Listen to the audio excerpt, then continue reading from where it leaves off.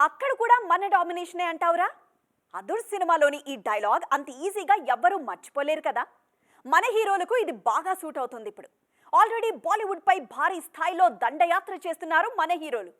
ఇది చాలదన్నట్లు మరో బాంబు కూడా బాలీవుడ్ హీరోలపై వేయబోతున్నారు. అదేంటో ఎక్స్క్లూజివ్ గా చూద్దాం. ఒకప్పుడు ఇండియన్ సినిమాలో బాలీవుడ్దే రాజ్యం. వాళ్ళెంత చెప్తే అంత. కానీ కొన్నాళ్లుగా సీన్ మారుతుంది. ఆధిపత్యం పూర్తిగా టాలీవుడ్ చేతిలోకి వచ్చింది. బాక్సాఫీస్ దగ్గర మన హీరోల చేతలు కూడా అలాగే ఉన్నాయి. మరి ఖాన్ సహా హృతిక్ రోషన్, రణ్వీర్ సింగ్ లాంటి హీరోలు సైతం కామైపోయారిప్పుడు. ఇదే అదునుగా మన హీరోలు జెండా పాతేస్తున్నారు. 2023లో చెప్పుకోవడానికి గద్దర్ 2, జవాన్, పఠాన్, యానిమల్ లాంటి సినిమాలున్నాయి బాలీవుడ్లో. కానీ 2024లో మరీ దారుణం. స్త్రీ 2 మినహాయిస్తే బాక్సాఫీస్ ని షేక్ చేసిన సినిమా ఒక్కటీ లేదు.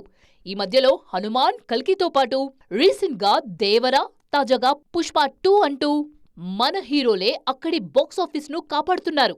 సింగం అగైన్, భూల్ భులయ్యా 3 ఏదో బ్రాండ్ తో బయటపడ్డారంతే.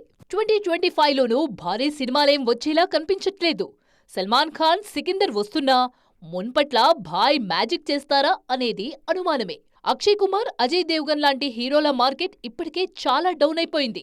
వార్ 2 ఒక్కటే కాస్త ప్రామిసింగ్ గా కనిపిస్తుంది. అందులోనూ హృతిక్ రోషన్ తో పాటు మన జూనియర్ ఎన్టీఆర్ ఉన్నారు. పుష్ప 2తో ప్రస్తుతం బాలీవుడ్ ను మాత్రమే కాదు, ఇండియన్ సినిమాను రూల్ చేస్తున్నారు అల్లు అర్జున్. ఇక జనవరి 10న గేమ్ చేంజర్ తో రామ్ చరణ్ రాబోతున్నారు. ఇది కూడా ఆడిందంటే నార్త్ హీరోలకు నిద్ర పట్టడం కష్టమే. 2025లో ప్రభాస్, హను ఫౌజీ, మారుతి, రాజాసాబ్, పవన్, హరిహర వీరమల్లు, ఓజీ సినిమాలు రానున్నాయి. మొత్తానికి ఫ్యూచర్ లోనూ బాలీవుడ్ పై మన డామినేషన్ స్పష్టంగా